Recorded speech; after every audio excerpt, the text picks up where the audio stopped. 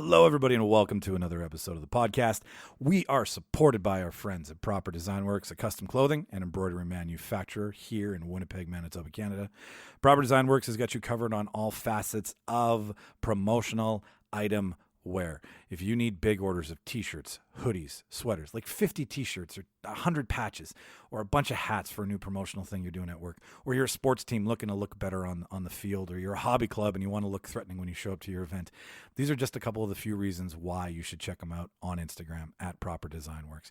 They do amazing work. I have been working with them for over 10 years on a lot of the t-shirts I design because I can't quite find somebody to do exactly what I want. And they'll just say your order's in. That's the next call you'll get. Present them with an idea. They'll work with you ground up. You'll be a happy camper, trust me. Then they got the custom clothing side of the business, okay? This is literally what it is. You get a tailor. You get to sit down with somebody and say, I want, say, for example, a new bespoke tailored pair of jeans, for example, that are fit and cut to you and designed by you. They're going to help you out with that. You got a new shirt or a new hoodie or some weird little flair that you want to throw on a piece of clothing. They're going to work with you. They're not going to be like, that's crazy, don't do that. They're going to be like, how do we do more of these? What a great idea. Oh my God, why didn't I think of that? These are the conversations you're going to have with them. Don't take my word for it. Like I said, head down to at Proper Design Works on Instagram, check out their wares, and then when you're ready to place your first order, info@properdesignworks.com. It's that simple. It's info@properdesignworks.com. You won't regret it. Thanks for sponsoring us, guys. We always appreciate it. Next, our friend Leanne, we've been talking about this for the last couple of weeks. Our friend Leanne Funk, who owns Winnipeg Supper Club, is putting on a amazing, delicious event on August 16th. She's doing a Southern barbecue and blues night at Torque Brewery on 830 King Edward Street in Winnipeg, Manitoba. Show starts at 6, or dinner starts at 6, and you're going to be treated to a Southern barbecue feast, okay? Not one, not two, not three, but 4 different kinds of meat. You've got pulled pork and Dewey sausage, brisket, and pork ribs. Your sides, baked beans, creamed corn, potato salad, and coleslaw. It's like a Food Network special. It's the easiest way to explain it, to give you some sort of, mental image.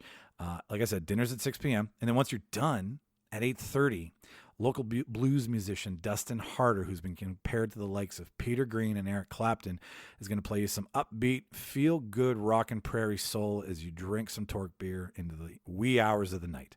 Tickets are only $85 each. You can find them at www.winnipegsupperclub.com. That's www.winnipegsupperclub.com for tickets. And $85 is a steal of a deal, guys. We all know dinner can sometimes be just $50 to $70 alone for one person. And if you're my size, whatever, that's neither here nor there. The point is, it's a great local brewery. It's a great local event company. Do you see what I'm saying here? It's a great local musician. Support your local people right now. We're coming out of the COVID thing. We're trying to get back to some sense of normality. And these are the kind of events that if we support, there'll be more of. All right. Again, you can buy all your tickets at www.winnipegsupperclub.com. That is August 16th at Torque Brewery. If you have any questions, you can contact Leanne on the website and email her there as well. So go do it. Trust us. You won't regret it.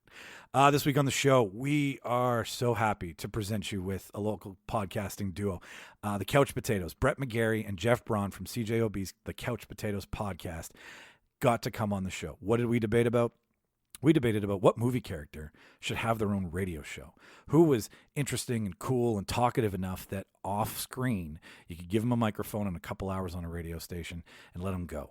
And we had a fucking blast. These guys were great. It's not a normal debate. There was less shit talking. This was more like golf. This was very gentlemanly. And I loved it because it just presented a different aspect to how we do what we do here. I think I'll make some more rules, maybe get a whistle and call for some penalties on the field. Martin, I'm talking to you. So that's what you're in for this week. For all things Real Debaters, it's at Real Debaters on Twinsta, Twitter and Instagram. That's REEL for the spelling. The email address is therealdebaters@gmail.com. If you want to send us an email, we'll read it on the air. Ask a question, give a shit, come up with an idea for the show. We'll give you credit for it. These are just a couple of the reasons you should email us. And lastly, the website, therealdebaters.podbean.com is where you're going to be able to find all things Real Debaters. That's it. That's all. You know the rest. I'll cue the reel, and you enjoy the show.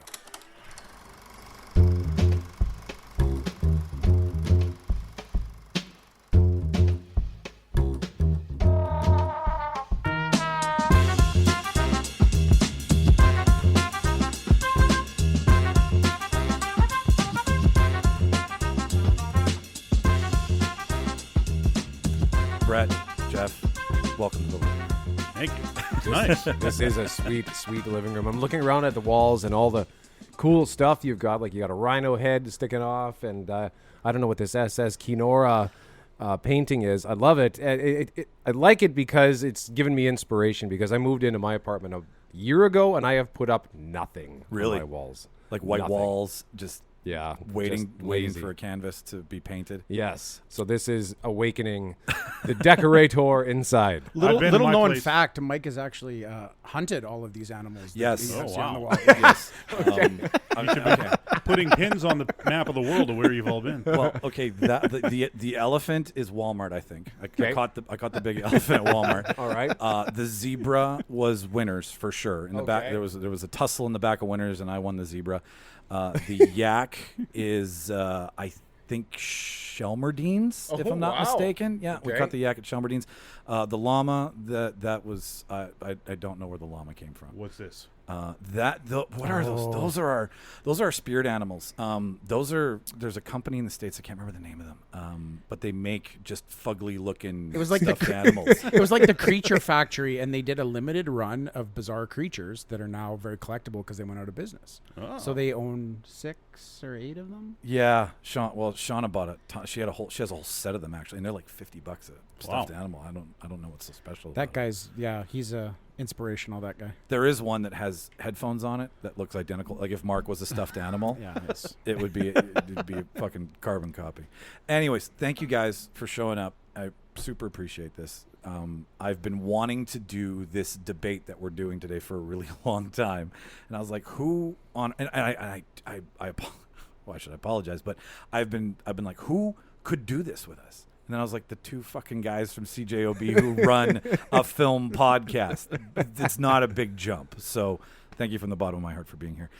We're going to start the show off in one of the oldest ways we were doing this, which was the movie of the week, right? Something that you recently saw that you want to do a review on. I know you guys are immaculate at that. So we'll go around the room. Brett, do you want to take a stab at this? Yeah, sure. I actually watched the movie Snowpiercer because I just finished watching the series on Netflix. Which it's a show on TNT in the States, and it was running on Netflix Canada, and it just wrapped up last week. So they did a 10-episode adaptation of the movie, which was based on a graphic novel. And I wanted to go back and watch the movie again. I think it's from 2013, starring Chris Evans. And what a great movie. Like I really enjoyed the TV show, what they did with the story. They added a lot of great plot to it that made sense, and it didn't feel like overkill. But the movie, directed by Bong Joon-ho, is tremendous. Parasite, right? Yep. Yes. Yeah, that's right. There was a lot of the Academy took a lot of flack when they didn't acknowledge that Snowpiercer at all. It kind of flew under the radar, but I think that was sort of like Bong Joon-ho's coming out party, so to speak. I couldn't agree with you more on that. Just they Americanized it, first of all, so it's an easier swallow, I think, for a lot of people who didn't know what his film catalog had in it. Chris Evans is killer in that movie. Yeah. Did the TV show extrapolate on a lot of the plot that you're kind of wondering, like, prime example, how did the train come to be? Does the TV show answer any of those questions? Yeah, the opening scene of the show explains why they needed the train, and it shows how the tailies become the tailies. It sort of shows like how they I'll just say how they get on the train, because I don't want to spoil it if you haven't seen it. But it goes into a heavy breakdown of the tail section, third class, second class, and first class, and the power struggle within the train. You see a lot more of the train. You meet a lot more of the characters, because the movie focused primarily on Chris Evans and the tailies, right? Yes, exactly. So this one gets into it more. It's more plot driven. It's more of a thriller, whereas the movie was more of a real heavy commentary, I think. The show is lacking kind of the biting commentary that the movie had, but still, the TV show is great, and the movie is excellent. Is there a character named Winnipeg in the TV show? I've heard this kind of floating around town. Yes. That's right. I think it's in the first episode where she says, everyone was calling her Winnie, but then she says, "Don't worry, Winnipeg, it'll be okay," or something like that. I can't remember exactly what she said. I would love to find what like what staff member, what writer, what producer is involved that has anything to do with Winnipeg. That's like on The Simpsons when they come to Winnipeg and they're driving on the highway and there's this turnoff sign that says Gimli, and it's like, well, how the hell did they figure that out? Like, and that's before there was a lot of real like Google Maps and stuff like that. Yeah, that's exactly. From, like, the mid or late '90s when that one came out. So every time I see that, I was like, is there a writer in there that's like from Manitoba or something? I think Matt Groening's in-laws are Canadian in some way, and I think there may have been an anchor to Winnipeg in some way, shape, or form, because that's it, back to Winnipeg, Yeah. right, with the whole free Medicare. I and feel free like meds Winnipeg's kind of also the butthole of North America, that we just default to. Where could you possibly get stuck? That's the worst place in North America. Well, clearly it's Winnipeg, right in the middle of the map too, right? I've watched Snowpiercer is one of those movies that I watch, like I'll just throw it on in the background, and have it going. But it's The Tower on Netflix is kind of doing the same thing with the social commentary, where there's the classism in Snowpiercer. You got the rear, the middle, and the front. Where The Tower did the exact same thing. Have you guys seen The Tower on Netflix yet? But you know what? I'm going to add this to my list right now. So it's a foreign film. It's dubbed for language, and essentially what's happening is there's a pile of food at the top of this tower, and it's a prison. I might be wrong on this. And as the tower, as the pile of food goes down in the tower, there's less and less and less. And the whole premise behind it is to leave enough for the next person, right? But the people at the top get the best, and then by the time it gets to the bottom, it's just like Crackers and rice. Crackers and rice. But a good social commentary movie is hard to find these days. Is it the platform? Sorry, the platform. Thank Okay. you. Yes, it's the platform. I'm just adding that added to the list. I shall watch that. That sounds great. Was it your first time watching Snowpiercer? No. Yeah. So just a rewatch to kind of get. Yeah, I just wanted to. I finished the series, and while it was fresh, I wanted to watch the movie again. I've wanted to watch the movie again for years. I never get around to it. I have so many other things I watch. Are the fight scenes in the show as good as the fight scenes in the movie? You know what? Yeah, some of the fight scenes are pretty violent, and there was actually one that was really sort of creative and ingenious the way they orchestrated it and did it. And one of the characters involved, I think they called him Strong Boy or Strong Man, and some of the stuff he does is wild. So it's taking me a second to remember because it was a week. It was one episode a week. It wasn't just because TNT was running it weekly, so you'd get one episode a week on Netflix. So it wasn't a binge. So I watched it over the course of 10 weeks, but highly recommended. Awesome. Yeah. Jeff, what'd you watch? I actually went to the theater because they reopened last week. We right? just added each other on Instagram, and I saw you sitting in a movie theater as I got home, and I was like, you went to a fucking movie theater. I went to 2 movie theaters. Okay. Somebody was talking about the morning show you guys are on this week, and they were like, yeah, one of the guys went to a movie, and I was like, I wanted to find out who it was. me. Okay. So what's it like? It was actually not bad. I went to the St. Vital Theater on Saturday afternoon and then Grant Park on Sunday afternoon. And in both of them, like, they got somebody right at the door that's like tells you exactly what the deal is. I bought both tickets online. Didn't have to show that to anyone. Really? The lady at St. Vital, she's like, are you here to see a movie? Good to know. I said, yeah, I'm here to see Jaws. And she's like, it's in Theater 2 around the right. You can stop at the concession first if you like. And there was the lobby was all empty except for her, me, and one person at the concession desk. Really? Oh, wow. And there Crickets. was and it was in the Jaws was in the big AVX theater they have there, which has got to seat like 400 people. Something like that. And there was about 10 of us in there. That's awesome. Now, I bought a single ticket, and they were selling, like, there'd be a group of 2, then 4 empty seats, and a group of 2. So if you're going with somebody, right, you can sit with your wife or husband or whatever. So I bought a single ticket, and sure enough, they sold another single ticket to a guy in the seat right beside me. So I walk in there, there's like 6 people at that point, and I was like, they think we're going to sit right beside each other, and we're strangers. So I moved 3 over, and then a lady came in on the other side, and I was just like 1 off from her, and I was like, you know what, you guys, I'm just going to go to that entirely empty section over there where I could put where they my didn't feet even up sell and give- tickets, and I'm just like, I couldn't believe that. I meant to bring that up to a manager afterwards, but I got into the movie and forgot about it until I was driving home. I was like, oh yeah, I should have told him. Now about that's that. an oversight. Yeah, and at Grand You had Park, one job. at Grand Park, they had that covered where they had maybe like 5 rows they were selling seats in groups of 2 in most of the rows, but they had 1 row where they were selling singles, so I could go do that. And then I went to see Lord of the Rings. What was better in the theater? First of all, you obviously saw Lord of the Rings in the theater the first time. Yeah, several times. This was the Several first times. one, so this would have been like the fourth So theater what's- experience. What's So it was Jaws? Jaws. What's yeah. Jaws like on the big I've screen? never seen it on the big screen before. It was awesome. I was surprised I got as into it as I did, just under the circumstances. You know, when you see in a movie 50 times, that the 51st time sometimes you're just not paying attention, right? Yeah, yeah, Especially when totally. you're at home. Yeah. You're just like on your phone and looking out the window, whatever else. But so it did a good job of. I got sucked right in, and I was just. It was amazing as it could be. I didn't jump or get scared because I knew all the stuff was coming. But Yeah, there's a lot of the when you're going to need a bigger boat. yeah, exactly. But a lot of the cool cinematography looked so much better just blowing up like that. Was it like That was exciting. What was it like? I guess was it a treated version or was it like the like did they No, it looked remaster good. it? Okay, so Yeah. it looked It good. Was it the original? No, it looked good. Well,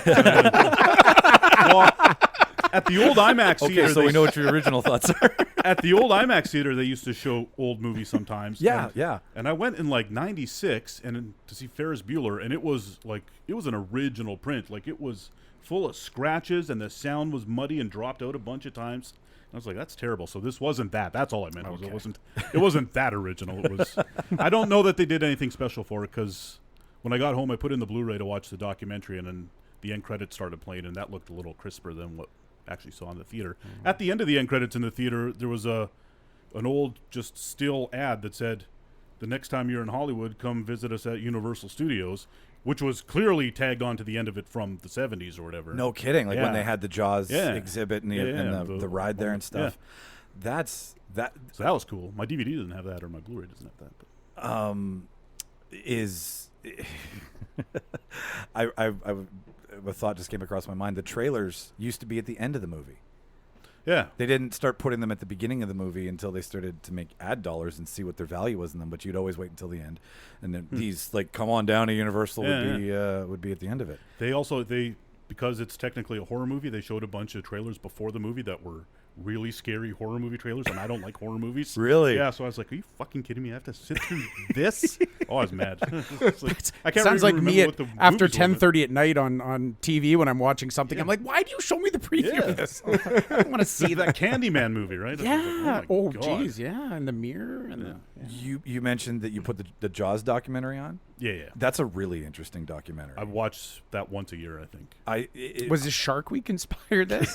No, it's It just, just happens to be Shark Well, no, Week. that's how too. I That's found where you about go. it was they were playing it on Shark Week on Discovery Channel one year, and I was like, "There's so much story to the story of Jaws." Yeah. Like how the mechanical shark just kept breaking down, which ended up making the movie better because it prolonged you meeting Jaws finally, and then how there was like the old lady who smacks Roy Brody. Scheider, yeah. She's just a local. She's not even an actress. They were getting to know the locals so much because they had so many problems Yeah. shooting the movie that they would get fed by the locals, and then they would hang out in the local bars, and they just ended up being friends with everyone and throwing them in the film. I read a story about that lady. I think she was just like on vacation in New York or something, and she went to a restaurant, and she noticed on the menu they had the Alex Kintner sandwich, which was the name of her son who gets killed by the shark in the Kintner movie. boy, yeah. And so she told the waiter, just so you know, in the movie I played Alex Kintner's mom, and the waiter said, wait right here, I'm going to get the manager. And the manager was the kid that played Alex Kintner. Are you And serious? they hadn't seen each other since the movie,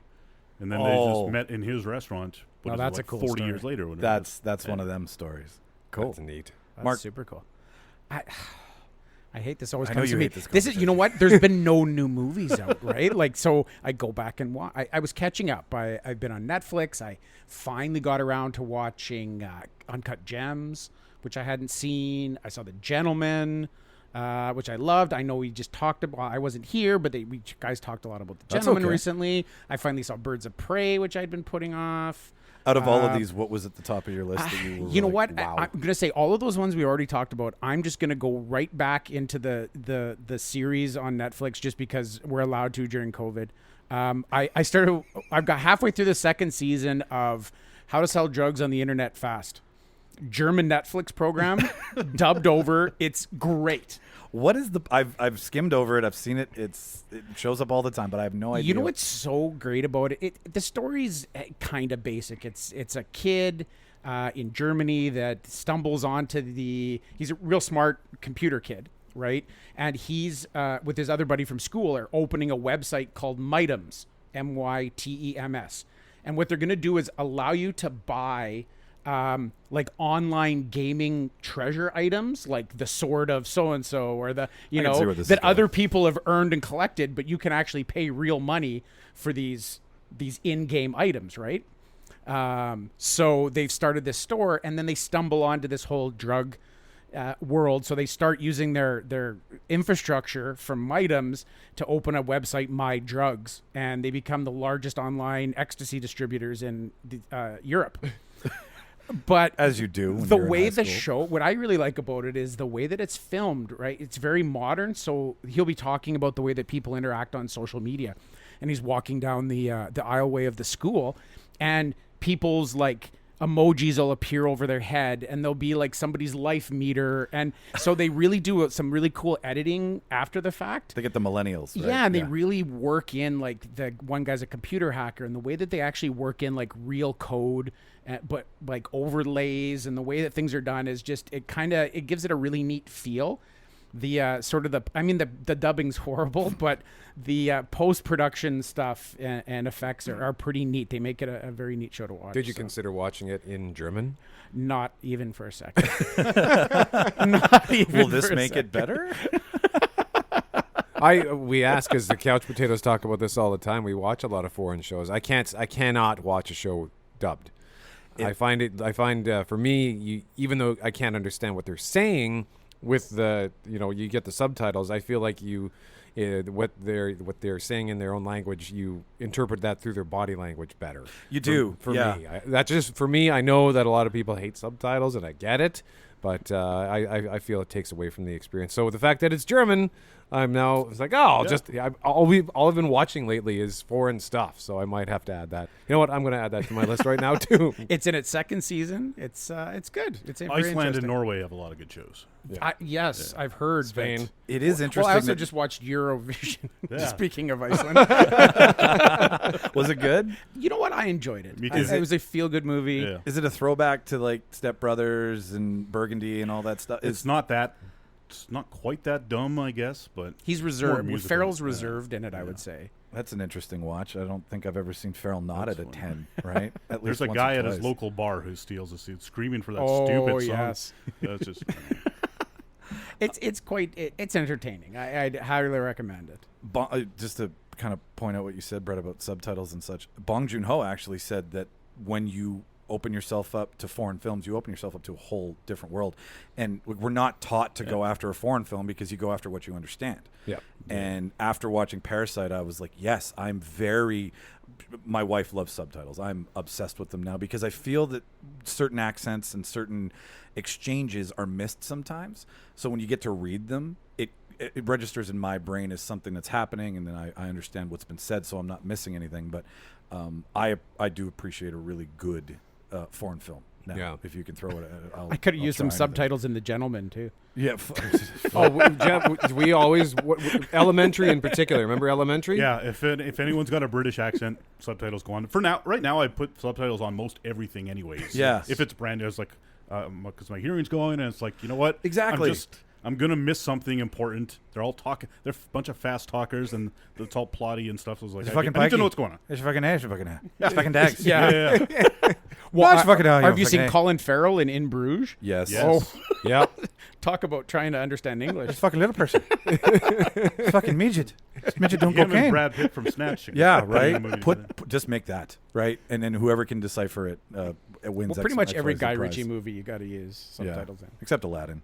You know, I think he was. I think No, he was a stretching real too Guy far. Ritchie on movie. Yeah, Lock, Stock, and Two Smoking Barrels. Not a movie that he directed, but a Guy Ritchie movie. I promised myself this year that I used to watch like real deep art house, quirky, weird shit. Like if you went to Blockbuster and there was only like one copy of it, that's what I was watching for a really long time. And then I got on the Blockbuster train, right? Okay. Avengers, Jurassic World, all the big Blockbuster $300 million cost movies, and slipped away from it. And Shauna, my wife, has been, she's the one who likes the Little Miss Sunshines, right? Like the really cool, quirky stories. So we watched Blow the Man Down which is a Amazon produced movie. And in short, it's about a fishing town that has this really gruesome event happen. And there's these two sisters who just lost their mother. It's a dark comedy essentially, and it takes place in Maine. So Isn't that where all of Stephen King's stories are set? pretty much New England, Maine, same shit.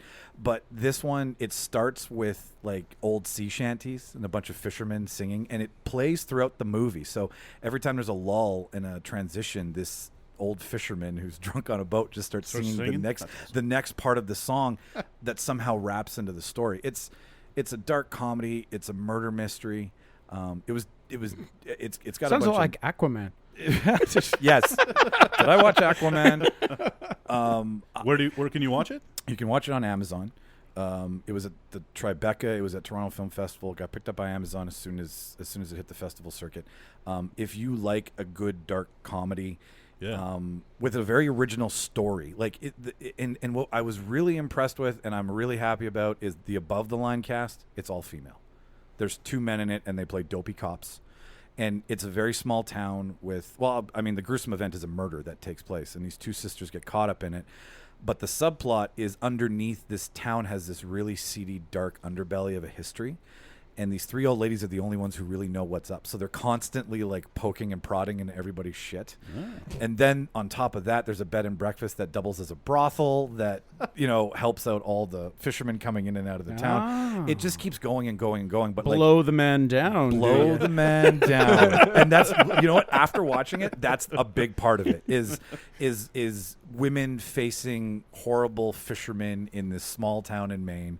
And if you like rural town movies, small town, I do. Yeah. It's like Fried Green Tomatoes went dark, essentially. I have added that to my list, so I've got 3 things to watch so if far. If you don't leave here with anything, at least you left here with 3 new shows to kill time with. So that's that. Well, all right. I'm warm. You're warm. And it's not just because the air conditioning's not really working that well. It's okay. My voice is warm. You're warmed up. Attitude's warm. Well, I would love to dig into today's question, which the whole reason Brett and Jeff are here is to give us their take on what movie character could have their own radio show. Because you guys have a The little potatoes are here to debate. the debating potatoes. The potatoes versus the debaters. Oh, I like that. That's a good one. There you go. I think you just found the episode title right there. That's why he's here, for dad jokes and great puns, if nothing else. So I will go first to kind of give you guys, the lay of the land here and how we roll. Essentially speaking, it's pretty simple. Argue your point.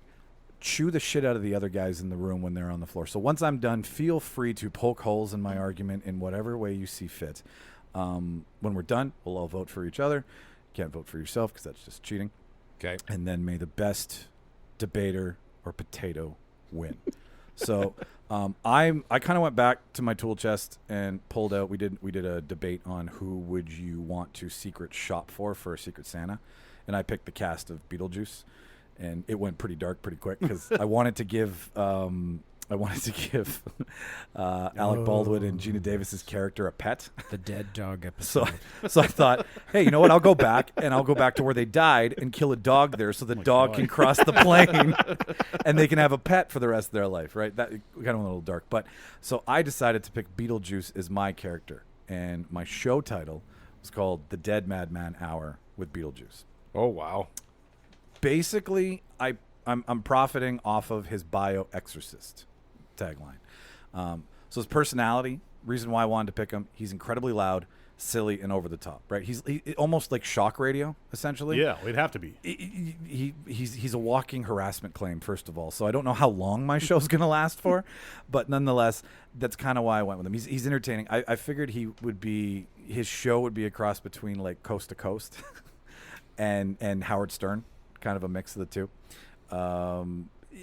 Late night, not a daytime, mid-afternoon run. Pretty much from 10 till 2 in the morning I figured I'd give him, because that's where all the kooks like to listen to shit. Right. At least that's when I start to listen to stuff.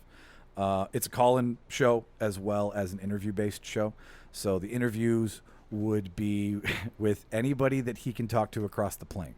So if he can get in touch with any dead souls, demons, historical figures that have died, because he's an exorcist. He can talk to anybody. So think Julius Caesar, think JFK, think anybody who's passed away. Beetlejuice going to be able to talk to them on some way, shape, or form. Second to that, I wanted to bring in some gimmicks. I wanted Lydia to do like a 15-minute section on dark photography. I wanted to bring back, what do we got here? I wanted to bring back Adam and Barbara to do a little bit of a section on dead proof, like what's it like to pass over, for anybody who's wondering what will happen when they die. Along with that, I also wanted to include, hang on here. Just off the top of your head. Just off the top of my head. I'm not using notes at all whatsoever. That's good, 'cause I'll be reading from my notes. Yeah, no, no. We, like I said, I fast and wrote loose mine here. down. Yeah.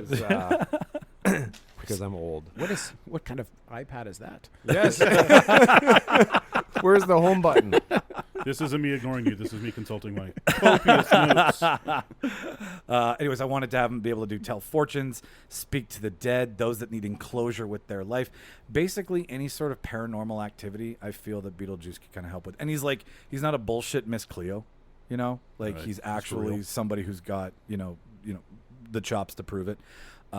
For his show gimmicks, like I said, I had Adam and Barbara Maitland come back.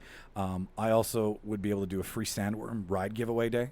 Right, where you can pull a sandworm out behind the radio station and let the kids ride it. You can also do live radio spots from cemeteries and yearly black masses to kind of pull some attention towards the show. And then his Funeral homes like to advertise. we're open. And then his commercial, I kind of looked at it as one of those like fast talking, are you in need of blah, blah, blah, you know? So it was along the lines of, are you on death's door? Do you have questions where you might be headed once death lets you in? If so, please contact Beetlejuice, your friendly neighborhood bioexorcist. With over 100 years of shape-shifting, demonic possession, spellcasting, and trickery, you can count on him finding your ass into heaven or hell. Don't believe me? Well, he attended Juilliard. And he graduated Harvard. He lived through the Black Plague and had a good time doing that. He's seen The Exorcist 107 times, and he says it keeps getting funnier, not to mention the fact that you're talking to a dead guy. Now, what the fuck do you think of that? Just a pull from the movie. His pros, he's going to bring in the late night listeners. His voice is rough and ready for radio. You know, the who, that, right? Resume skill set. It's not of the living world, which means he's unique and he's cornering a market with authenticity instead of bullshit. And his lack of boundaries, like he doesn't care. Like I think he tried, and not that this is a great way to argue this point, but like he's constantly sexually assaulting somebody, either male or female in the show. So his lack of boundaries would allow him to ask for some pretty poignant and like deep questions. The only cons I really had, hard to control. He's not going to want to listen to show notes.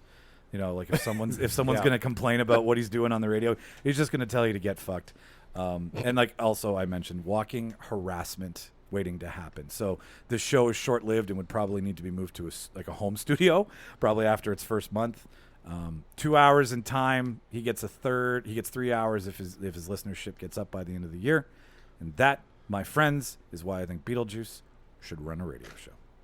I like it. That's pretty good. I would. The harassment thing is gonna cost some real on a regular terrestrial radio station. Yeah. You might get not even satellite radio, but podcasting you might be okay. Also, I think his voice is maybe too harsh. Yeah? I don't know. I've got a thing about if I don't like the guy's voice, radio goes off real fast. But it would depend. There is some people like it. There is a point in the movie though where he kind of scales it back. I can't remember what he says, but he kind of doesn't he like pull up his pants or something, and then he just starts to go into to speak normally. That is the point where he does the pitch where they're like, well, what are your credentials? And he pulls his pants up and he's like, oh, well, I went to Juilliard and then I graduated from Harvard Business okay, School. that's it. Yeah. And then he slowly goes back to himself, right? Yeah. But like everything that he does is for show, but at the same time, everything that he does can't be shown in real life. Like it's just not acceptable. But bonus points for all the guests he could get, because that's insane. Right? Yeah. Yeah. If you can get like Jesus and John Lennon back to back. I just feel in today's climate, it just wouldn't fly, Mike. That's what I knew you would bring up. In 2020, it's not. Yeah, no, He's I know. just way too. He's just a walking lawsuit. I don't think any radio station he would have to sell. He'd have to go pirate radio. So was Howard Stern when he first started. Yeah, you're comparing Beetlejuice to Howard Stern. I'm trying. But as you pointed It's out, when he started, how long ago was that? What, 30 years, 40 years he's been in radio by Yeah. now? So, you soften up over time. Okay, all right. Brett or Jeff, do you want to take a stab at me here? I'm available for a punch. Well, see, that's the thing. When you told us to like tear you apart, We're not mean like that. yeah. You know what? I'm used to the crew that we normally work with, we will just rip each other to shreds here. But Yeah, I Especially Mike. I enjoyed your argument. I was picturing Beetlejuice hosting a The radio outcome show. we're hoping for tonight is a 4-way tie, by the way. fair enough. Like I said, We are all sitting on a fence right now. Everybody vote to the left. That's We'll right. call it a day. all right, Mark, you want to take a stab at the next one? I will. I'm just gonna kind of do my own style here. I'm Yeah. kind of a fly by the seat of my pants kind of guy, because I'm gonna refer to some things that everybody knows. So my show was a sort of a Miss Lonely Hearts radio show, if you will. Hosted by Owen Wilson as John Beckwith and Vince Vaughn as Jeremy Gray of Wedding Crashers fame. During which show, clearly they can play off of each other humor-wise. Yeah. I would argue that Vince Vaughn might have one of the best rambles in all of movies. We're talking about the opening scene. Oh, when he gets going, you can't stop Vince No. Vaughn, right? That opening scene where he's what is it? His assistant comes into the room The and sleepover. tries to set him up. Yeah. I mean, come on, that's possibly Janice, right? Janice, I apologize to you if I don't seem real eager to jump into a forced, awkward, intimate situation that people call dating. We spend all night wondering, does she like me? Do I like her? Do I think she likes me and she likes her? And then we get to the door. We decide, are we going to kiss? Am I going to go halfway? Is she going to meet me? Are we going to play a little game that's called Just a Tip, just for a second?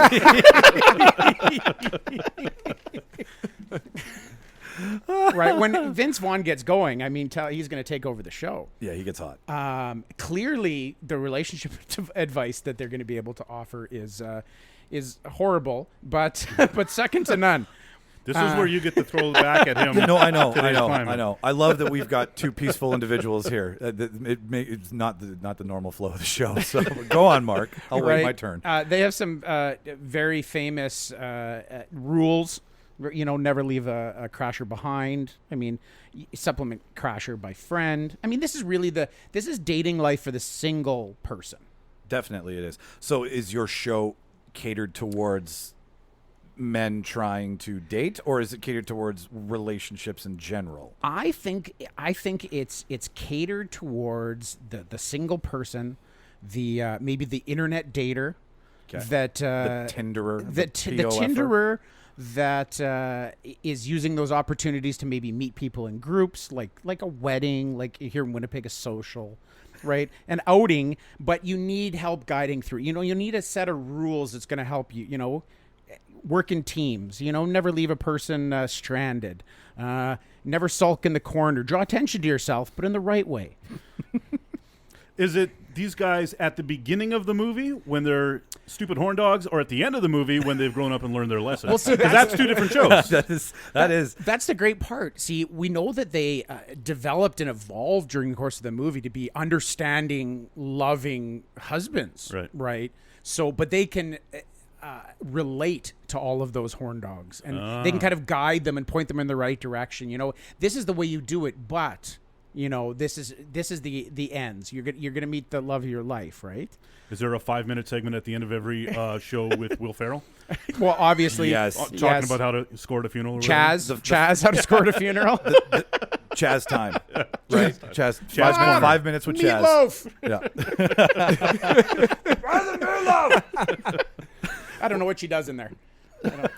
Well, and again, this is where I'm supposed to tear your argument to shreds. But you raised a really important point on Vince Vaughn having the ramble, because if it's so this is a long form talk show. Oh, absolutely. Yeah, so that is key, to be able to just rant or go off on a ramble, because you have just to fill time. It's You have called a ragging lot. the puck. Yeah, Is that the Yeah. industry term, ragging the Because puck? if it's 5 after the hour and you can't take a break until 12 after the hour, you got to gotta talk for fill. 7 minutes. And Like, Yeah. honestly, tell me a guy in Hollywood or on radio or anywhere that's going to be able to ramble like Vince Vaughn. Honestly. I'm not just saying it because I picked him. but They are. I mean, in the vein of Wedding Crashers, our sponsorship is gonna come from Moore's Formal Wear and Tuxedo Rental. Of course. Right. It'll get you set up for any event, whether it's a bar mitzvah, a wedding, because you can bar mitzvah crash too if you need to. I just, you know what? I just saw The Two Guys. It's an incredible movie. I went over all the quotes, and I mean, there's so many great situations where they're helping each other out, right? Even though it's kind of, like you said, it's kind of a bro comedy at the beginning, there really is some tender moments between them when they really, a famous line from Owen Wilson, and it would be like, you know how they say you only use 10% of your brain? Well, I feel we only use 10% of our hearts. That's right. Classic. Hang on. Classic. I gotta puke now. Wow. Wow. So I think really? it's tender relationship advice, man to man, on that kind of level. There, and you know what? I'll give you a point for the man-to-man thing, because that's not common. At least, you'll find it on, what is there, over 1 million podcasts in the world now, just on Apple alone. You're gonna find that, but for public radio, that's not something that's that common. No, you're gonna find two bros that'll hug it out, that'll get down and cry with you. Okay. Pick you up. Are we? What is there? Is there a call-in portion? Is there any sort of gimmick that you've got going on? Well, absolutely. Or in the sense of sort of a Miss Lonely Hearts, they would take sort of a case study. Okay. In the show, and they'd lay it out, and then they'd give advice and not like a rapid call-in, but I think they would maybe feature a few different. Lonely in Las Vegas here. Exactly. Tell me your story, and then they kind of coach them. I don't know who's along lonely in Las Vegas, but They're the ones that need the most help. What would you care to elaborate, or is that? No, that's what's going down. That's what's going down. It's just two dudes that can talk like hell, and we also have the sponsorship from an emerging maple syrup conglomerate in Connecticut. They're going to be really big. They're backing the show. Will there be any? Will there be a visual social media component? Like maybe weekly, was it Make Me a Bicycle Clown? Is that the movie? That's Make Me a Bicycle Clown. That's Make Me a fucking bicycle. The balloon art. Yeah, you could balloon totally. art, Yeah, yes. balloon art. How? There was also the art from the Per Brother, right? Yeah. Is that guy a painter? Yes. What is it? I call it. I call it entertainment. It's sexual and violent. Fuck you, Dad. It's good. Mark has this running thing where he really does try to win, where I just want to entertain, and it makes it really hard to find a fucking hole to poke in your shit. I think they would honestly be good. I don't know if they're. I mean, I'll rag on myself. I don't know if their gimmick is really not been done to death already. I mean, they can offer their take on it, but I mean, they're not going to interview Jesus. Sorry, this is a weekly show? This, yes, it's just a weekly show. Yeah, it's not a daily, right? It's sort of an afternoon Saturdays where people, kind of thing. Dead time on the weekend where you got to fill with radio programs. Yeah, or late night Sunday that people used to look forward to. No, I didn't mean that against you guys. Yeah, that's where the couch potatoes started. Yeah, Saturdays at 3. Saturday at 6 and Sundays at noon, or the other way around? Saturdays at noon, Sundays at 6. Right. Well, we started Saturdays at 3 p.m., and then we moved to Tuesdays at 8, and then Wednesdays at 7, and then Sunday at 6 p.m., and then Thursday at 8, and then Saturday at, I think, 11, and then they moved us, and now I think we're in our Saturday at 12 and Sunday at 6. Thanks, Rayman. Yeah. I don't know how you remember all that. I could never remember. Well, because we're like the Scrubs. Definitely. They're like NBC Scrubs. That show saw every time slot on NBC schedule. Same with Alias. Yep. Scrubs was a great. Isn't that a compliment, though? Like, they can excellent put you anywhere, and they know it's going to draw something, so you guys are ambidextrous in that regard. Either that or it's just because, you know what? They were really cheap, so we'll just, doesn't matter where we put them. We're just happy to have programming that's not costing us really anything. Cool. That's a good angle. That's all I got. That's all I got. It's a sound argument. It really is. I mean, I picked a guy who was eventually going to, grab you by the dick on purpose or not, and you pick two guys who could actually teach people how to be better humans. And the recurring theme, and just like in the movie, is you come up with some random piece of advice off the top of your head that really just was spur of the moment, Yeah. and then you tag a rule number on the end of it, right? Totally. All through the movie, he's like, never walk away from another crasher in a fancy jacket. Rule number 115. The only, you know what? Here, I got one fault here. There's a lot of women they've left in their dust. And I feel that They're going to get Me Too'd real they're fast. going to get Me Too, like not so much Me Too'd because they haven't really done anything wrong. But what I think they would do is I think you'd have a lot, like eventually there would be like a what the fuck, the dirty.com. And there would just be a bunch of women throwing up stories about them from previous. Maybe that's the only thing I want to be clear about is they're not going to be out promoting their crashing days. They're going to be out there as a cautionary tale, if you will, Okay. of how not to get sucked into that, So it's and not- steer young men away from that life. It kind of sounded like the the game, the book about like Yeah. pickup artists. I thought Yeah, that's no, kinda- I don't- that's not- So you're going like That is not our brand, Michael. cautionary. That's right. That's How to get laid in one evening. not our brand at Okay. all. All right. Fair enough. Jeff or Brett, who wants to? I'll go. You will? Yeah. Okay. All right. So, I chose Carl Showalter from the movie Fargo. That's a stupid idea. Next. Steve Buscemi. Brett, can you take over? Is played, of course, by Steve Buscemi, and it'd be more of a mid-morning, issue-driven talk show. Okay. Just he wants to get to the truth of the matter, and he's not a banter guy, right? So you don't want him in the mornings, and he doesn't want to go on long, boring diatribes in the middle of the night, just Totally. trying to fill time, kind of thing. He wants to get to the heart of the matter, and of course, the show is brought to you by Samsonite briefcases, always great for a money drop whenever you need it, and can withstand the cold when you bury them in a pile of snow. Now, I just wrote down about 10 different qualities he carries Yes. that makes him a good radio host. Oh, good. And the first one is he is obsessed with punctuality and timing. Shep said you were going to be here at 7:30. It's after 8. He's already peed 3 times.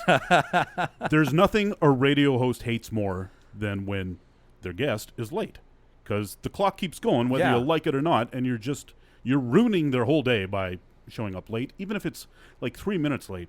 It strikes fear into their heart, and they have to rag the puck for 3 minutes. Oh. And it's just brutal. And then if you only have 7 minutes to begin with, now you're down to 4 I minutes. feel like right? that 3 minutes feels like an eternity when you just don't have anything planned. Is there a big deal with like you guys don't want silence, right? That's a big faux pas, I would imagine. So Yeah. is it like if you just went silent, like is there a recovery? Is there anything, or is it just keep talking, keep going? Pretty much keep talking. Yeah. Sometimes we all have moments where there's a genuine freeze, Yep. or you go, I don't really know what to do. I actually had a moment where I was reading a sportscast, and I had to record. This was very early in my time at CJOB, and I had to record a curling report from the late Bob Pickin because the Brier had just ended. It was Sunday at like 9:22 p.m. He phoned at 9:22. I recorded it.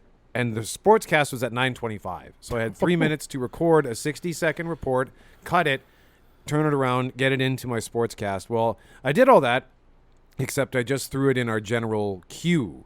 I didn't put it in my actual sportscast. So I ran into the booth, sat down, immediately cracked the mic, basically. And good evening, Brett Mcgarry, CJOB Sports. The Labatt Brier has just ended, because I think at the time it was still the Labatt Brier. And and then I realized I don't know where it is, and I'll just I just got to find that Bob Pickin report. Okay, here it is. It was awful. Worst one I had was you get used to just saying the news is brought to you by, and then you read the sponsor, right? So I go, it's 9:30. The news is brought to you by. There's no sponsor. And I was just like, or I said the news is for us. Nice recovery. Nice. Colby. Yeah, I don't know. That was okay. So So punctual. punctual and timing and preparedness. Are you guys ready to go? Yeah, sure, we're ready to go, Jerry. Why wouldn't we be? They've planned ahead. And later in the movie, he chafes hard when the old man Wade shows up for the exchange instead of Jerry. He starts, who the F are you? Who the F are you? I left simple effing instructions. Is this some kind of joke? And he ends up pulling out a gun and shooting him. So, I mean, he takes it very seriously, which you need to do. He also asks good questions at the beginning when he meets Jerry Lundegaard. He says, Jerry's like, so, you know, guys know what's up? And he's like, well, what Shep told us didn't make a whole lot of sense. You want your own wife kidnapped? That's a pretty good question if some guy comes to you and says, will you kidnap my wife? Can I get some clarity on this, Yeah. please? And then he just like, well, doesn't make any sense because we're going to kidnap your wife, demand the $80,000 ransom from you. You give us 40 for the kidnapping, you keep 40. It's like robbing Peter to pay Paul. It doesn't make any sense. Yeah. So, and then Jerry's like, well, I'm in all sorts of trouble. And he's like, what kind of trouble are you in? Jerry doesn't want to tell him. What kind of trouble are you in? Why not ask your father-in-law for the money or your wife? He penetrates. He keeps going, Yeah, right? He's digging it. He's and not that's good what you with need to just- do, yeah. especially when you got, when you got like an MLA on or the mayor, the premier or somebody like that. You got to keep poking at them until they give up something Curveball, worthwhile. not Yeah. just straight Ask the hard softballs, questions, right? yeah. Okay. He can improvise when needed, which you need to do when whether you're ragging the puck or you get a guest that's not playing along. He comes up with a new plan. He goes, okay, he doesn't want to get pancakes for lunch. Gary Grimsrud, his partner, wants to get, we need to get a shot and a beer and a steak. Not more effing pancakes. And he goes, okay, fine. How about this? We'll get pancakes and then we'll get laid. I know a place we can go get laid. So that's the new plan. It's such a hard sex scene to watch. It's so awkward. Oh, It's yeah. like watching two college buddies fuck. Like I just, And the other thing he improvises is he hides all that extra money at the end of the movie because, unbeknownst to him, before the drop, Jerry has raised the stakes to $1 million, and he gets all Yes. that in a bag. He's expecting $80,000, and it's $1 million. So he takes out God. the 80 to bring to his buddy, hides the rest in the snowbank. I also wrote down our buddy there, Swingers from Wedding Crashers. What's his name? Vince Vaughn? Yeah, Vince yeah. Vaughn. He's a good conversationalist. He can talk nonstop, and he wants to talk to his buddy. Would it kill you to say something? yeah. I've been doing all the driving, all the effing way from Brainerd. You can't say one goddamn thing in the name Sitting there way of just smoking conversation. away. Yeah, and Maybe someone needs to cast Vaughn and Buscemi in a movie together. Oh, that would be great. that would be good. That would be super. And even when he wants to stop talking, he can't. He says, "Okay, you can play that game, smart guy. Yeah. We'll just sit here, total silence. I don't have to talk either. Total silence. That's right. See how you like it. Total silence." And in that same conversation, just back to the ragging the puck, he knows a lot of useless trivia to fill time. He knows the tallest buildings in the Midwest, Minneapolis, the IDS building, third only to the Sears building and the John Hancock building. He knows that Useless trivia, yeah. secondhand smoke has been proven to be carcinogenic.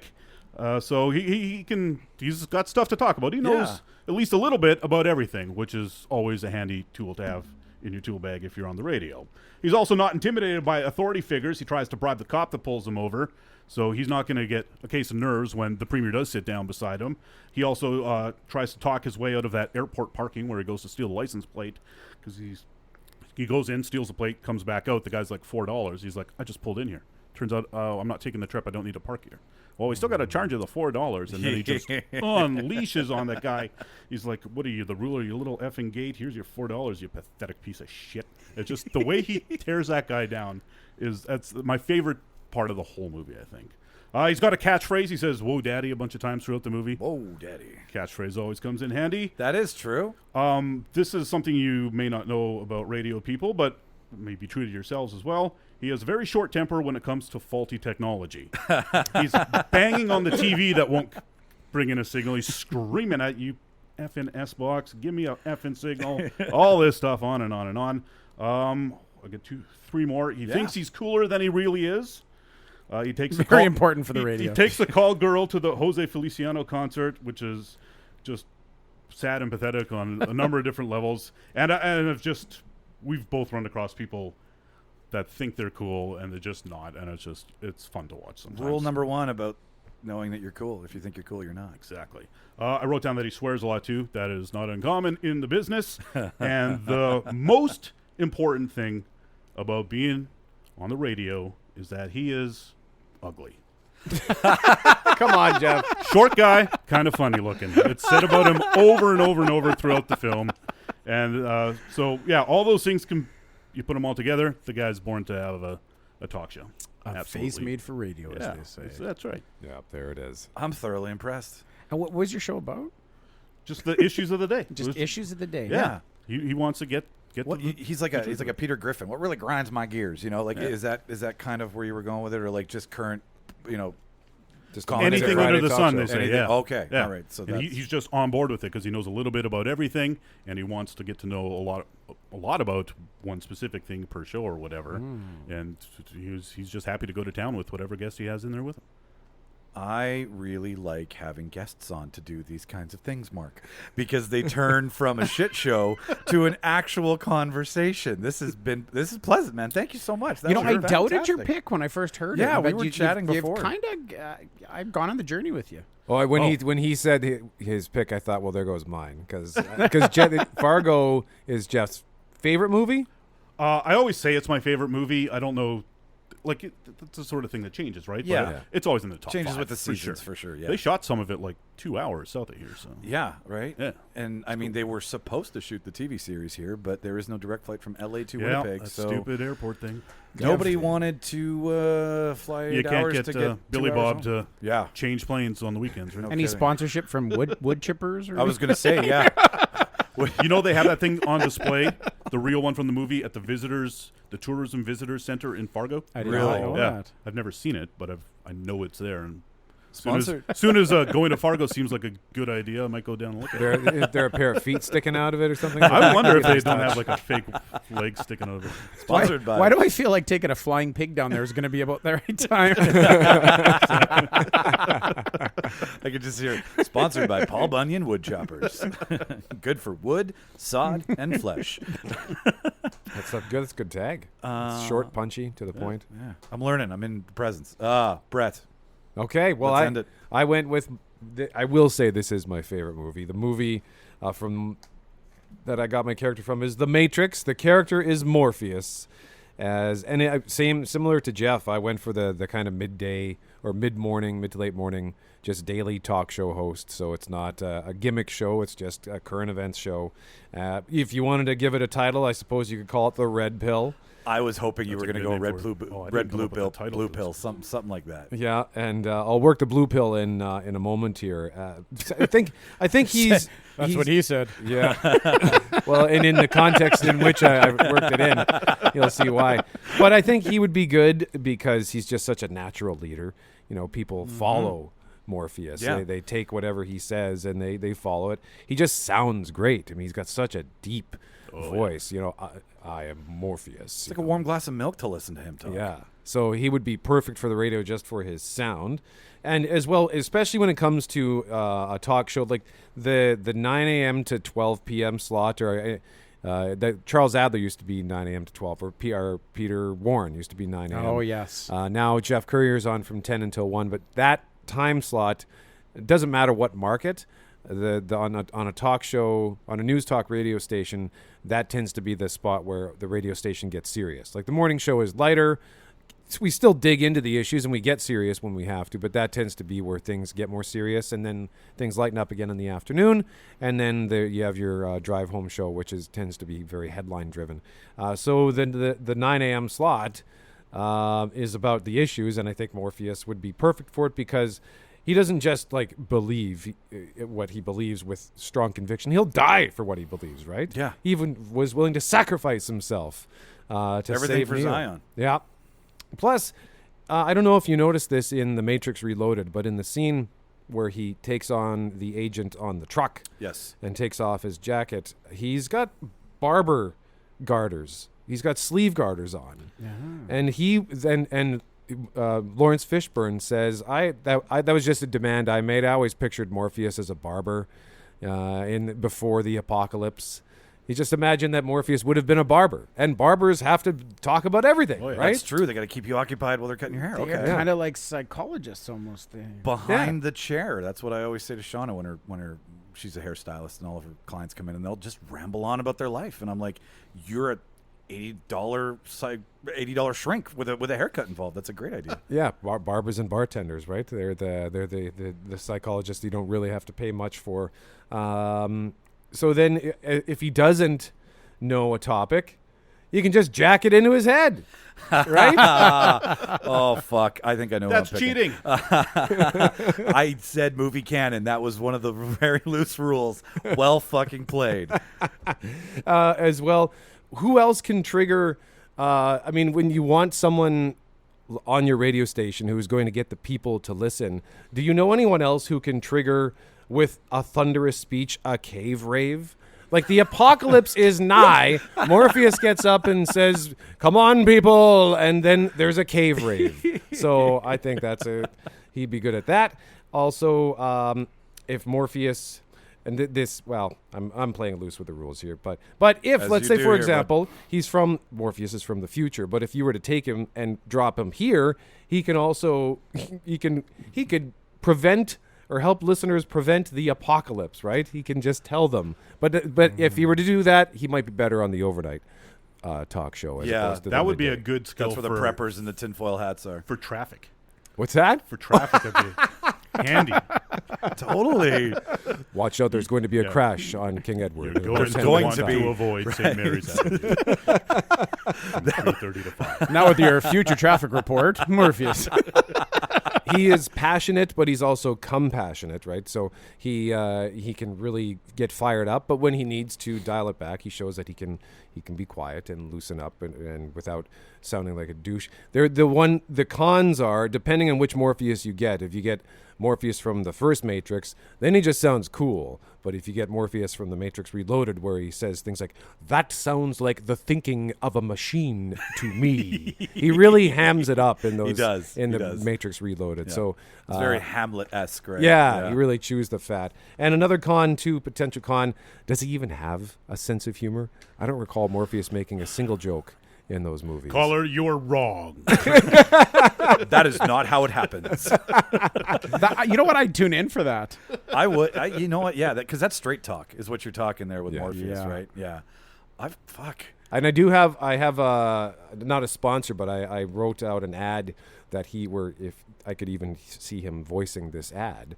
And tell. the ad would simply be, "Hello, I am Morpheus, a leader in the human resistance against the machines. I know a thing or two about standing up and fighting back. So if you're having a problem standing up due to erectile dysfunction, fight back with Viagra. Normally it is my hope that you will take the red pill, but in this case, I believe if you take the blue pill, you'll find out just how deep I'm calling the it. rabbit I'm hole done. goes. You win. Fuck it. Viagra. Damn it. Awesome. Oh my goodness. That is a fucking fantastic way to bring in the blue pill. Yeah. The little blue pill that we all come to. Well, not all of us. None of us in this room. But I've taken it. you know what? I'm not against it. Fuck it. It is what it is. Yeah. Wow, Mark, this one's gonna be tough. I know. This is, see, I knew they were going to come to play. yeah, They're going to prep. They're going to write commercials. they know what they're doing. They're going to have lists. Well, when you first pitched this to us, I thought, oh yeah, this sounds like it'd be a fun chat. No problem. We'll just, Jeff and we'll just think of something on the way over. And then when you sent me the format, I thought, oh my God, these guys mean business. Like Yeah. I had genuine anxiety. That's why I said no, but don't. That's on us because I'm neurotic. I can't speak. I didn't for even you. see the format until today. I was just You were like, yeah, sure, I'll be there. no, but then I was like, well, I picked my guy. And I was like, I went through the movie again and watched all the scenes and just writing down lines. And it's like, oh, Oh my God. that goes for that, and that. But goes of course, for you that. knew our format since you're avid I listeners. listened to the one. yeah. Who would you want as a hero? Yeah, With okay, thank you. You Yeah. guys did San Andreas. I remember. It was one Yeah, of who them. would you want to rescue you? To rescue? Yeah. Thank The you. Rock. Well, Yeah. why wouldn't you? Who wouldn't The pick Rock The is just Rock? the answer. Yeah, From what movie? All the Rock movies. every Rock movie. Just Dwayne the Every Rock single Johnson. one. Except maybe The Mummy Returns. Or Pain and Gain. I've Oh never yeah, the Mummy Rock is not one of my favorite rocks. What's the one? Haku Mashente. Be Cool. I really think we learned what his comedy chops were made of. Oh, that was a good rock. Playing the gay bodyguard who Never just watched wanted to. it. You haven't seen Be Cool? Is it good? I'm really You know- into not watching the shitty sequels to good movies. It's not 'Cause a I great- love Get Shorty. Get Shorty's. It's not a great sequel, but it's a great premise. They just flip it from the movie industry into the music industry in the sequel. So there's a lot of Uma Thurman's in it, so it's a callback to Pulp Fiction with John Travolta and her. So there's a lot of little things in it, but it's not. It's I not like the best. comedic rock, like Jumanji rock. Love Jumanji rock is delicious. I loved that scene in his first big action film, the one where he plays the bounty hunter, the collector guy. Walking Tall? Was it Walking Tall? No, Tooth Fairy? we're gonna be here all day. Oh no, he's giving bounties out. No, He's- Tooth Fairy. What the fuck is it? It's I'm lost on the title. But anyways, it's with Sean William Scott. And, was it the the Rundown? yeah. the Oh, Rundown. yes. But there's that short, brief scene where Schwarzenegger and him are walking across each other in the club, and it's almost this unspoken, like, Yeah. I'm handing the torch Yeah. of the action era over to you. Take it and run with it and do with what you will. And I thought that was a nice little fourth wall breaking there. I love The Rock. I think I think his dramatic chops are underestimated or undervalued.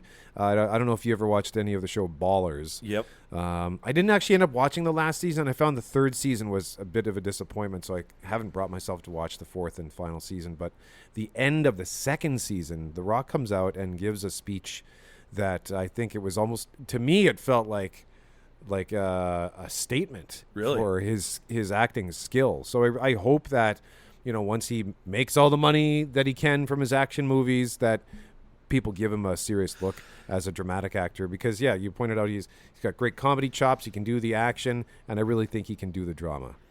There was an article this week that he was on the short list for Willy Wonka in the Willy Wonka remake, Oh jeez. like before Depp. Oh wow. Yeah. Can you imagine what that would have played out as? Oh my God! I can see him as like the real inspirational coach. Like we did all the inspirational Yes, speeches we that one did, episode. yeah. I could see him sort of like the Denzel in Remember the Titans. Yes. kind of. Well, he was in Gridiron Gang, wasn't he? Isn't Yeah. that- yeah. So, yeah, I mean, but not he the wasn't same. the Yeah. But Not I the could see him being the inspirational. emotional Definitely coach gonna of play something. a football Yeah, coach at some yeah. point Yeah. for sure. Another one. And give one of those emotional speeches. Get the troops going. Oh, for sure. The Rock could get me to the gym. Sean has been trying for months, but The Rock, in an afternoon, I would be like, I'll eat whatever you're eating. I'll cheat when you cheat. Fuck it. One of the show me. best Instagram follows if you don't follow. Yeah. The Rock. Yeah. I was gonna say. you should Yeah, Follow him on Seriously. Instagram. I do. Rock's cheat days on Instagram, amazing. Yeah, The Oh, food that's that right. he eats. Oh, He was. I remember reading his book back when he was still in WWE, and he talked about the cheat days, and the amount of food was awe-inspiring. he says, treat yourself, don't cheat yourself Good for him. on your cheat day. And on that note, I want to vote. So, Okay. all right. Easy as pie. Pick somebody else in the room. I already know. So I'm done pretty quick. Write it. And on the count of three, we'll turn it around. Okay. And it's like, whose line is it anyway, where the points don't mean shit? So there is a trophy. 'Cause they're if you just do made win, up. if you do win, there is a trophy at the end of the year that I'm trying to figure out how to do something with. Gentlemen, on the count of three, are we ready? Hang on. Oh, sorry. Okay. On the count of three. 1, 2, 3. We have Brett. Brett wins. We have Brett. And we have Mark. Brett, you won. Okay. You and I'll tell you why. I you realize I won. wrote this really small too. Can you guys even read that? Giant. I put I Beetlejuice just see on here. Beetlejuice. Yeah, no, I could totally see it. And thank you for the vote of confidence. I appreciate it. I would like to. I like his voice, and I that's an overnight show I would listen to. So, your argument compelled me. That was tough to pick. clearly I should have voted for yeah. Jeff to make everything equal. Yeah. What happened to the full way timer? I wasn't We're sure just- if we were. we're I just thought we were going going. this I thought we were way. going across.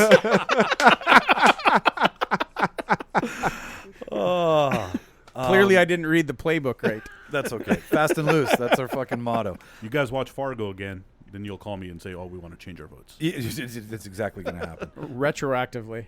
Did you guys have other picks that you were kind of playing with at all, or did you really land on what you were like right out of the gate? You were done. I or did you pick it on your way over to my house today, Jeff? No, I picked it. I picked it immediately, and then after Jaws, I almost thought about picking what's his name, Richard Dreyfuss, Oh, but then I didn't. Oh, he was great in Jaws. Yeah. he could do like a nature program on underwater. But he's also underwater sort of aquatic like life. A And radio guy that you sort of want to punch in the face. yeah, he's once a week. he's a little shitty. And he's got a great temper too. Like Richard Dreyfuss, he has amazing like where he loses his mind. Like what about Bob? He kind of goes insane a bunch of times. Doesn't he even lose it in Jaws? Oh, they all lose it at some point in Jaws. Yeah. Him and Quint butting heads the whole time. The other show that I would have thought of was Detectives Somerset. And I can't remember Brad Pitt's character. I can't believe I can't. Mills.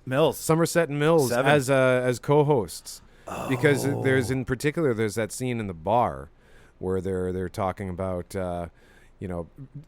Brad Pitt. I can't remember what the argument it was he was making, but Morgan Freeman says, "You can't afford to be this naive. People just want to eat cheeseburgers, play the lotto, and go to sleep." And they were going at it over really nothing. And I found the banter, and they were so diametrically opposed. Good chemistry. One has this really soft-spoken voice. Pitt's more gruff and in your face. So, but that is a different take. I've never looked at it like that. And then they could have the contest. What's in the box?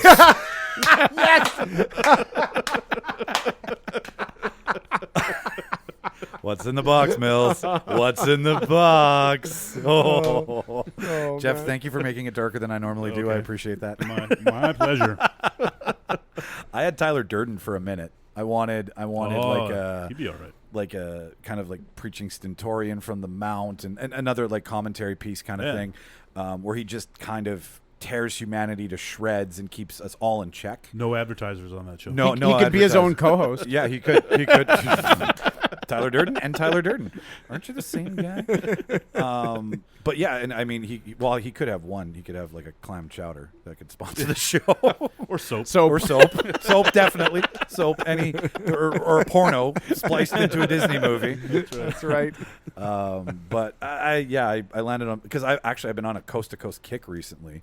Because this guy Jeremy Corbell and George Knapp from Coast to Coast was on with this is me saying I'm an alien freak, and he was on Rogan, and then they started talking about how they were going to be on Coast to Coast, and then I just got caught right back up in it. I mean, you got to take it with a grain of salt, but it's a really cool program. I loved Coast to Coast was essentially my first shift at CJOB, where I would we were just doing the overnight operator shift. So Coast to Coast was like the highlight of my day. You come in and you turn it up and the Midnight Express theme song comes on, especially when Art Bell would host, because he would come on and do that, from the high desert in the great American Southwest. I bid you all good morning, good evening, wherever you may be. He's the late Art Bell now, but George Norrie was good too. A lot of people were mad when they moved that show off of CJOB, and Chorus, quite frankly, just dropped the show, but the shift turned out to be okay. Where do you listen to Coast now? Online, they do. You can get shortened they do podcasts essentially, so they give you like a 10 to 15 minute highlight of it. Okay. But if you go to their website, you can pay and you get a membership, and then you get access to it. Okay. So Do they still visit Mel's Hole? You ever hear that? Mel's Hole. No, what's that? With Art Bell, it was a bottomless pit that they put a microphone into, and if you listen real closely, you could maybe hear people screaming and wailing at the bottom of the bottomless pit. Oh, really? That's what Art Bell always said. Oh, you can hear people down there.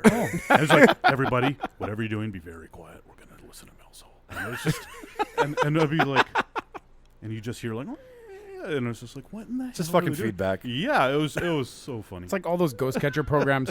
They got the radio and it's like, did you hear that? It said follow Satan. Yeah, exactly. Yeah, like a No, wannabe Egon from Ghostbusters with like some little bullshit sort of contraption. Oh, I can tell the air has 100%. changed in here. Fuck you. Rob Lowe did one of those shows with his kids where they went around doing like some sort of creepy thing, of course, on A&E, which actually I just read a funny note about A&E. 49% of their viewership dropped once they dropped Live PD. 49%. 49%. Oh, So that's how many people tuned in to just watch people get fucked by the cops constantly. Yeah. That was essentially what their whole channel became, was just cop shows and Bounty ghost hunting shows and ghost shows. Yeah. So you guys, when did you start the Couch Potatoes? I'm just going to add before, because you didn't ask me. I almost picked Red Morgan from Shawshank Redemption just because I'm so sorry. I could listen to Morgan Freeman do anything. I would put him on sort of the like an 8 to 10 shift just to lull us all to sleep. He could get a sponsor from the car dealerships. Get busy living, get busy God. driving. Perfect. Jeff, do you write jingles in your off I time? should. I need to go talk to somebody Yeah. at radio Fucking stations. Like, I feel Captain like catchphrase over here. you could doze off to him, and then subliminally he could tell you stuff. Oh, yeah, you're right. That's Totally a great just idea. drop in the message behind the voice, and like He would be a good overnight host too. And you're right. That's one of the reasons I think why I went with the guys from Seven was because of Morgan Freeman. I mean, that's the whole joke from Family Guy, like a Twinkie, like a Twinkie. But I actually once when I had a hard time falling asleep, I just grabbed my phone, I put on Bob Ross on YouTube, and then I just put my phone back down and just listening to the happy little clouds. Talk about soothing. Yeah. It took me 2 minutes. Gone out to bed or off to sleep. Yeah. So yeah, there's no mistakes, just happy sleeps. Yeah, that's right. So Happy sleep. The taters. The taters. When did you guys? what made you want to start the show? We were smoking buddies. Jeff doesn't smoke anymore. I still vape. And I've been at the station 16 the douche years. flute. Yeah, I've heard my buddies call I never it heard their- that before, but that's now the only thing I'm going to call it. You play the douche flute. Yes, I do. And I have two, Brett. Don't worry about it. do you? Yeah, Okay, yeah, good. I tried. And You guys can float together. I bet you have a bassoon. I definitely have just a little piccolo. bassoon. Oh, I would love to have a bassoon. But Jeff and I, we would go out for smokes. I've been there 16 years. I think you've been there. Have you been there 20? 22. 22 years. Wow. So I don't know. I guess it's been 12 or 13 years. 2000s. It was like the first show was like the week before the Da Vinci X-Men. Code.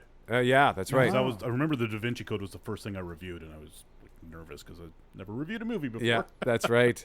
So what year was that? So that's 2006, I think, right? Okay. Or 7. Did that come with practice? Like, did you? Because we did this because this is how we, like, me and my group of friends, and then everybody I meet, we always end up talking like this, right? Where you're comparing ridiculous situations and ideas, and what you can say you like a movie, but a movie at the end of the day is always art. Right. Yeah. So you're reviewing art essentially. Yeah. You can just say what you like about it. Exactly. But I mean, there's your Leonard Maltins and your famous movie reviewers who would chew the fat and speak poetically about films. And then I wrote a movie review to get into Creecom, and I shit the fucking bed. Like, reading it back after, I was like, this is the worst. Really? I would not go back and listen to any of our old shows, I don't think. I'm sometimes curious because when we first started back in 2006, and the reason the show was born just out of our smoke breaks is it just kind of hit me one day, like, all we ever talk about is movies that we've watched and TV shows or whatever we're watching. And I just kind of thought, this could be a fun radio show. And so I just went and pitched it to our boss thinking he would just tell us to go to hell. And he actually liked the idea. What's that? He was a cranky guy. Yeah, and scary. But he was looking for more local weekend programming. So he said, yeah, why don't you put a demo together or something? So we did. And he said, okay, you're going to start Saturday at 3 o'clock. And so I guess it's been, as he pointed out, 14 years. Yeah. And we're now across the Chorus Network. Wow. We are in Vancouver, Edmonton, Calgary. Kamloops has us, Hamilton, London. Yeah. It's a great fucking name. And it's easier now than it used to be, too. I mean, if we were on at 3 o'clock, we must have got there at 9 in the morning to prep. And, for what is essentially a 34-minute show once you take out news, sports, and more news, and then commercials and stuff. At the half break and everything. But we put a lot of prep, and now we can do a lot of it just without. Well, we used to do more production stuff, and the production stuff does take time, as you guys know from editing. It's not where you just record a 40-minute podcast and you're done. There is post-production work, definitely. In our case, it was pre-production. Like, we used to have this segment, which we've since blown out, called the News from the Couch, where we just pick our favorite stories from the week. Entertainment news stories. Yeah. Or The Rock is going to play a football coach in an upcoming Steven Spielberg. Get the fuck out. Yeah, and we would just load each story up with clips. So a 2-minute package might, at the time, like I used to, we both put in many hours. Yeah. It could sometimes take up to 2 hours, and especially when we first started, because it was way harder to find clips in 2006. Because the you did movie YouTube studios and would send us the trailer audio on a CD. And what? we'd have to rip What it is up, that? a compact disc. Okay. And we'd have to rip it up into our computer system and then edit. Like, you couldn't just go to YouTube, right? Yeah. And even before, and then there was a bit in between where the movies would have good websites at least sometimes, where they'd have the trailer on that, so we could do that on our computer at work and record the music off the website. And then you'd also sometimes get music from the movie just playing in the background of the website, so you just sit there and let it go, Yeah. and then you got background music for. Oh, that's sneaky. But now it's just tricks of the trade. now you just go to YouTube and got it. And it converted to an MP3 and you're done in like 30 seconds. Like that. I was doing that originally and throwing in like whenever if you picked Carl, I would throw a line in like less than 7-second line from him just to attach to you. But I was like, I would rather just get this out about what we're talking about, and I pulled away from that for a minute. But I do get it. Like, yeah, everything to make your sound quality sound better and all the time and effort that goes into it is something I've learned over the time that we've done this. What do you guys notice that you, after critiquing movies for 16 years, do you still have the same enjoyment that you did, or do you have to kind of check yourself? We tend to now more only watch movies we want to watch anyways. Okay. Back when we started, it'd be like, well, we got to watch something, and we'll watch anything. Although, on that tip, it is way more fun to watch a bad movie and tear it apart on the air. Oh, yeah. Than to, it's like, oh, it's this third Lord of the Rings movie. It's awesome. We should talk about it. And it's like, well, what else are we going to say that we haven't already said, right? So there's a bit on both sides there. Yeah, I think there was one year where I saw, and I don't know what your record is, Jeff, but I think my record of films in a year of going to the movies was 60. Jesus. And then we do this on the side. It's not like we're not full-time movie critics or whatever. We're just hobbyists. But 60 movies was a lot. And I think there was a stretch there where I did find I don't want to say I was getting snobby about what I was watching, but I was getting more critical of what I was watching, and I found that actually was taking away the enjoyment a little bit for me. Just because I had to remind myself, the Couch Potatoes, like, yeah, I'll give a review, but I'm not I don't consider myself a critic. I watch a lot of TV. I sometimes go to the movies. Here's what I thought of it. Take with that what you will. Here's what the Rotten Tomatoes is saying. Do I agree with that? Do I not agree with that? So yeah, now, like, I think last year, I think I probably went to the movies a dozen times. Obviously this year is going to be different. I don't think I even made it to the movies before COVID. So, yeah. Oh, wow. The last one I saw in the theater before it was that Ben Affleck one, the way back, where he plays the basketball coach. The alcoholic, Yeah. pulled from his real life. Yeah. I maybe saw Joker was the last movie I went to in the theater. Invisible Man was me. Did we go to Invisible Man. Yeah. No, I didn't see Invisible Man. Yeah, it was. I just saw a quick clip of how they did some of the scenes, and he's in green suit the entire time, but there's in the rafter where it's the kitchen scene where she keeps walking forward, and they did such a good fucking job at making you wonder, is he actually there? Even to the point where you're like, is he actually in the scene when they're filming it, or is it just nobody there? Harassing. But in this clip on Instagram, I saw where he's in the green suit, and then they had her in the rafters, and it's the scene where he grabs her and chokes her and throws her up against, and it is timed perfectly, and it was really interesting to see that they actually put him there instead of just saying, we can pretend you're in this scene, you know. I want to see that. Yeah, it looked really good, and I'm glad that it did well critically, commercially, because they needed a bounce back after The Mummy, right? That was a miss. Well, I didn't mind it, but they missed so bad with that. They did, and then wanting to restart the monster series with The Mummy as the Dark Universe. The Dark Universe with The Mummy and Wolfman and all that stuff. I mean, it could still happen, but I don't know. Mark, you got anything left in the tank? I don't think so. No. No. All right. Anybody happen to see King of Staten Island? Yep. How Nope. was it? No. Oh, that's the Judd Apatow one, right? Yes. With, Pete Davidson. yes, thank you. It's sort of a pseudo biography. It is. Yeah. Sometimes I like that guy, sometimes he rubs me the wrong way. So I feel the exact same way. I think it depends on how much weed he smoked that day. Might be an issue because he's a chronic pothead. It was good. It was very loosely based on him. They changed the story because his famous story is his dad died in 9/11. Yeah. right. So they just said that he died in a fire. Yeah. They didn't actually pull from it. Bill Burr's great in it. It's art house. It falls. Did you guys see Funny People? Yeah. Yes. Yep. Okay. Very similar to that. Like 2.5 hour long, dry, funny, sincere movie, but there's not a lot of bullet points. There's not a lot of actions going on. So you're just, if you're a big Pete Davidson fan and you want to watch a semi-autobiographical pick, it's great. But not knowing Pete Davidson, I don't think it would. That's what I'm worried about. Is I like him, like you said. I do him in the 1 or 2 minute doses of SNL skits, or an appearance on The young Pete Davidson on Weekend Update. Yeah, Weekend Update, right? Yeah. Where he comes on for a minute or two. Gives his 2 cents on some I don't shit. think I Yeah. need 2 hours of Davidson. Yeah, and I mean, Steve he's Buscemi could play his dad. They still got insight. That'd be great. Look like the same guy. Yeah. And speaking of firemen, Thanks for Buscemi was a fireman before he was an actor. He was. Like, yeah. there's and that. after 9/11, he went down there to help out. Jumped back on his old ladder or Right. pump truck division and went back down. and You've started- inspired me to go back and watch some Buscemi. He's such Fargo. an underrated actor. Oh. I mean, he was a character actor for so long, and then he finally, I mean, the show on HBO that really launched him, Empire, was it Empire? No, Boardwalk. Empire. Boardwalk Empire. Thank you. But prior to that, He was always great on The Sopranos. His character, Like, oh, that's He's right, great in he everything, was- right? yeah. His character from Con Air still creeps me out to this The day. Adam Sandler movies that he's in. Yeah, it Billy doesn't- Madison. he's good in everything. He still has probably the best line in Armageddon, right? Like, Captain America here missed the landing site by 6 miles. And he takes out that me up, giant Scotty. loan before he heads off on the ship, not thinking he's coming back Yeah. home. Oh, gentlemen, this has been a fucking blast. Thank you again from the bottom of my heart for coming on the show and playing the game. Thanks for having us. Humbling Yeah. to be in the room with a couple radio professionals. Yeah, definitely. Well, that second part is, I would say that's loose. A couple of radio. Yeah. Let everybody know where they can find the Couch Potatoes. Couch Potatoes are on Saturdays at noon, Sundays at 6 on 680 CJOB, or you can get the podcast at cjob.com or anywhere you find your favorite podcast. Jeff usually throws a podcast link up on our Twitter handle, which is what?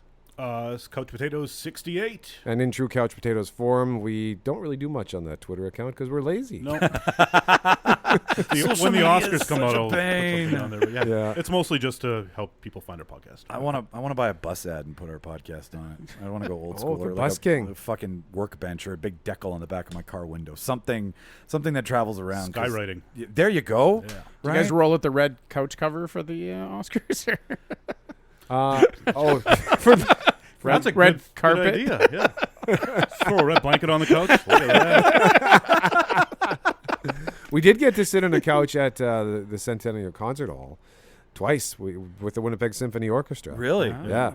They did They did the movie night. They did Star Wars versus Star Trek. Okay. So they had us on a couch on the stage with the WSO right beside Like us. we could have reached over and grabbed the violin thinger and just like Yeah. after and while Ting they're ting playing. on the Yeah. triangle. yeah. Quit using all those technical terms. Sorry. and then they did a follow-up show last November, the Superhero Showdown. So they played Right. music like the Avengers theme song and Superman and Batman, like the Danny Elfman version, and Spider-Man's theme song. So that was cool. So That would be. yeah, it was fun. We planned ahead and purposely sat on the couch so that we'd stick you guys in the chairs. Yeah. I'm quite comfy in this. I feel love this I chair. feel rather regal in this chair. And plus, I got to look at this book. Look at the penis book. The Penis Name Book. Yeah. A crack it Guide to open. Naming Man's Best Friend. Features 350 unique names for his baby maker. There is a whole section about Marvel characters. Really? Oh yeah. Well, Yeah. Iron Thor, Man would be the best name. Iron Yeah, Man, yeah. Thor's hammer, right? Well, the first thing I open it up to is The Great Dictator. So, There you go. yeah, I kind of want to read this. So, but thank you. That begs the question: which one of you is the dictator? I'm the good tater. Oh yeah, there's the pun. Yeah, see? Look at that. That's all I got. That's all brings I. it all full I'm here circle with the pun, the tater pun.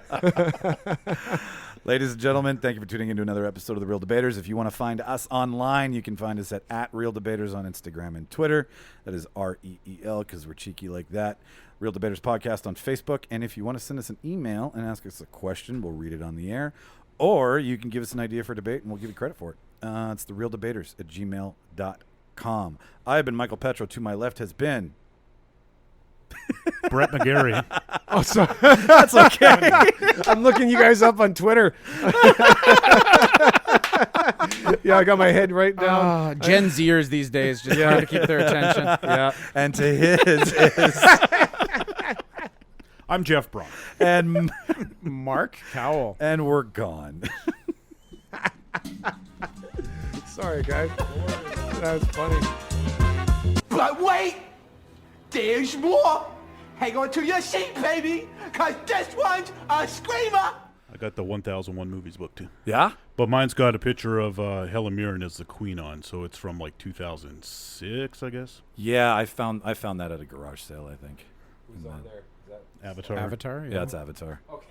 from the One of the big blue Smurfs. I thought, is that Slimer? Just the way the light was bouncing off of it, I couldn't tell. All I could see was the eye. I thought Wow. the eye was Slimer's mouth. All that work and you mistake the avatars for Slimer. Yeah. Somebody's rolling over in their grave.